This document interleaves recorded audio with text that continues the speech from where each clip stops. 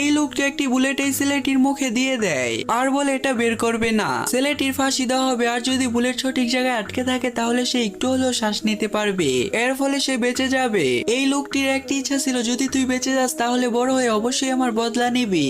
যখন এই লোকটিকে ফাঁসিতে নিয়ে যাচ্ছিল তখন ছেলেটি দেখতে পায় তার খাঁচার দরজা খোলা। সে পালিয়ে যাওয়ার বদলে সোজা এক্সিকিউশনের দিকে দৌড়ায়। সে তাকে ঘোড়া থেকে ফেলে দেয় এবং তার আংটি দিয়ে তার গাল কেটে ফেলে, যেন এই দাগ সারা জীবন থেকে যায় এবং তাকে দেখলে যেন চিনতে পারে। কিছুক্ষণ পরে এই ছেলেটিকেও ফাঁসি দিয়ে দেয়। সিপাহীরা তাকে মৃত ভেবে তারা এখান থেকে চলে যায়। কিছুক্ষণ পরে গ্রামের মানুষ লাশ দাফন করতে আসে, তখন অবাক হয়ে দেখতে পায় এখনো একটি ছেলে শ্বাস নিচ্ছে। তার মুখ থেকে বুলেট ফেলে দেয়, সে এখনো জীবিত ছিল।